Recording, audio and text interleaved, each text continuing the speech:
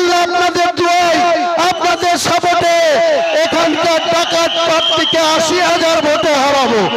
2026-এর চৌঠামে বহরমপুরের গণনা কেন্দ্রে এখানকার ডাকাত প্রার্থী, চোর প্রার্থী, লুম্পেন প্রার্থী, তুলাবাজ প্রার্থীকে ৮০,০০০ ভোটে হারাবো ইনশাআল্লাহ। আর নওদাতে যে সাইনা মমতাজ, তার সম্বন্ধে সে আমার বোনের মতো, তার সম্বন্ধে কোনো বাজে কথা বলবো না, কিন্তু সেই সাইনা মমতাজকেও মমতা ব্যানার্জি বিধানসভার ভিতরে বলুন, বাইরে বলুন, পরিষদীয় মিটিংয়ে বলুন, কোনো জায়গাতে তার একটা কথা বলার সুযোগ দেয়নি। এবারেরও বিধানসভা ভোটের তৃণমূলের প্রার্থী তালিকা দেখলাম, মাত্র 47টা মুসলমানকে বিধায়ক পদের জন্য টিকিট দিয়েছে। তাহলে আপনি বুঝুন, যেখানে 30%-এর উপর মুসলমান ভোট, 294-এর মধ্যে প্রায় 100টা সিট মুসলমানদের বিধায়ক বিধানসভায় যাওয়ার কথা, তার 50% লোককেও মমতা ব্যানার্জি টিকিট দেয়নি। আর আমি মাত্র 3.5 মাসের একটা দল খুলে 22শে ডিসেম্বর 2025 বেলডাঙ্গার ওই খাজরুপাড়ার মোড়ে 50 বিঘি জমির উপরে 3 লক্ষ লোক নিয়ে আমরা যে দলটা সৃষ্টি করেছিলাম, দলের নাম ছিল জনতা উন্নয়ন পার্টি। পরবর্তীকালে ইলেকশন কমিশন লাগিয়ে দিয়েছে আম জনতা উন্নয়ন পার্টি, যার সিম্বল বাঁশি। এই বাঁশি চিহ্ন নিয়ে আমরা গোটা পশ্চিম বাংলায় প্রায় 200টি আসনে প্রার্থী দিয়েছি। 200-র মধ্যে 127টা মুসলমান প্রার্থী। ওই ওয়াইসি সাহেবের দলের 14টা প্রার্থীও মুসলমান, বাকি 127 পূজাতে আরো 113 মুসলমান প্রার্থী দিয়েছে আম জনতা উন্নয়ন পার্টি। তার মধ্যে আমি রেজিনগর 70 আর 74 নওদা। মমতা ব্যানার্জি আজকের দিনে সব থেকে মুসলমানদের বড় শত্রু। সে শুধু বিজেপির জুজুর ভয় দেখিয়ে এই মুর্শিদাবাদ অধিষ্ঠিত মুসলমান অধিষ্ঠিত জেলায় শুধু একটাই তার কথা, আমাকে ভোট না দিলে বিজেপিকে এসে যাবে। কেন?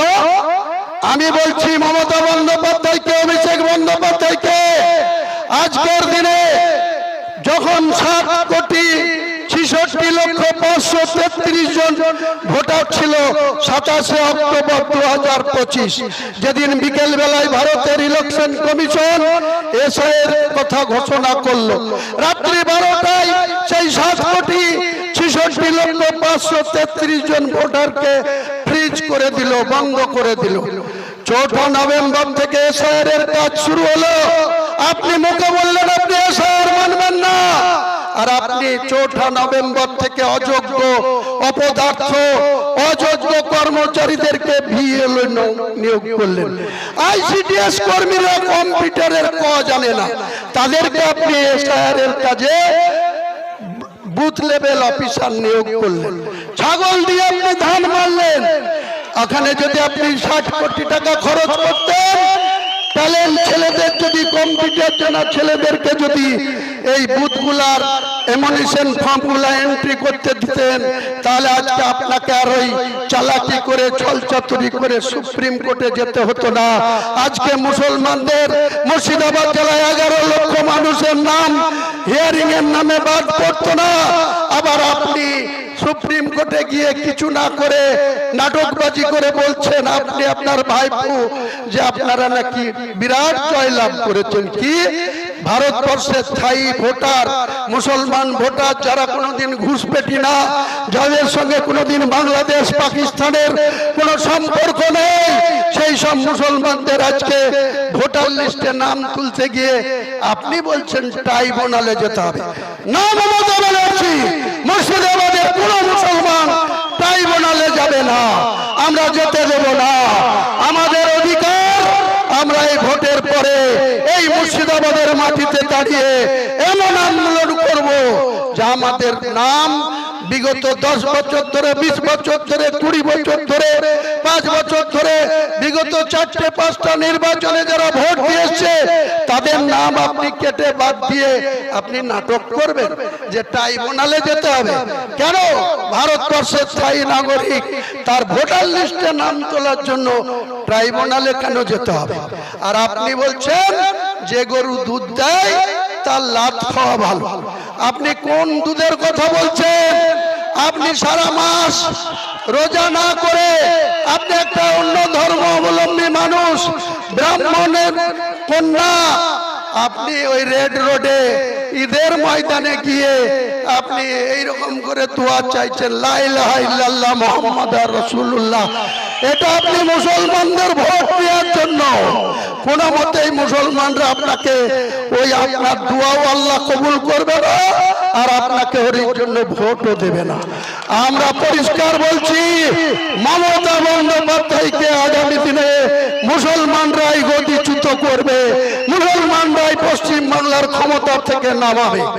আর শুধু বলছে বিজেপি এসে যাবে, ভোট কাটুয়া। হুমায়ুন কবির আর আসাদুল্লাহ ওয়াইসি নাকি ভোট কাটুয়া।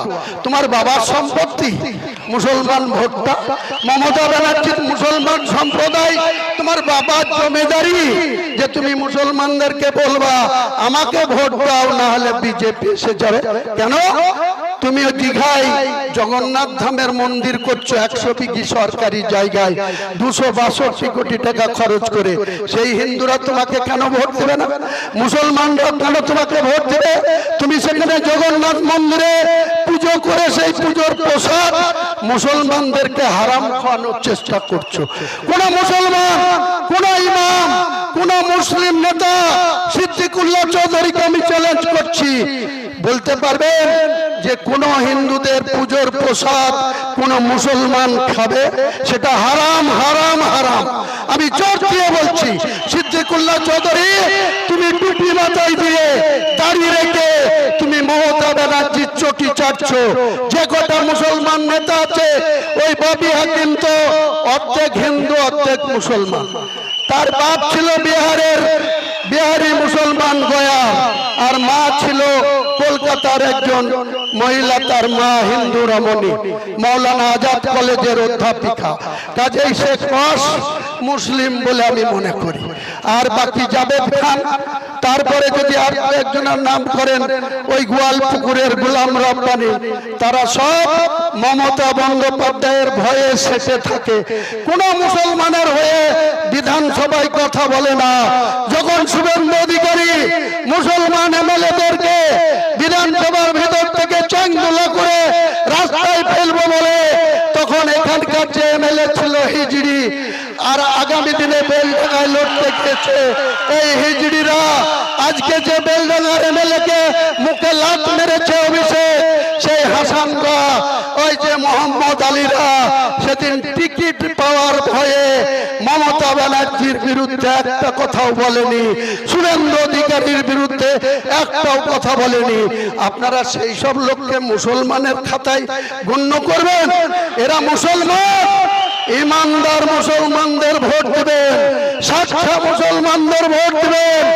বিধানসভায় আমরা এবারেরও বিধানসভা ভোটের তৃণমূলের প্রার্থী তালিকা দেখলাম, মাত্র 47টা মুসলমানকে বিধায়ক পদের জন্য টিকিট দিয়েছে।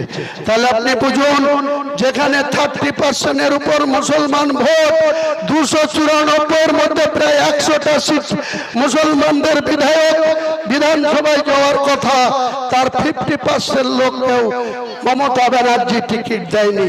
আর আমি মাত্র 3.5 বছরের একটা 3.5 মাসের একটা দল খুলে 22শে ডিসেম্বর 2025 বেলডাঙ্গার ওই খাগড়ুপাড়ার মোড়ে 50 বিঘি জমির উপরে 3 লক্ষ লোক নিয়ে আমরা যে দলটা সৃষ্টি করেছিলাম, দলের নাম ছিল জনতা উন্নয়ন পার্টি। পরবর্তীকালে ইলেকশন কমিশন লাগিয়ে দিয়েছে আম জনতা উন্নয়ন পার্টি, যার সিম্বল বাঁশি। এই বাঁশি চিহ্ন নিয়ে আমরা গোটা পশ্চিম বাংলায় প্রায় 200টি আসনে প্রার্থী দিয়েছি। 200-র মধ্যে 127টা মুসলমান প্রার্থী।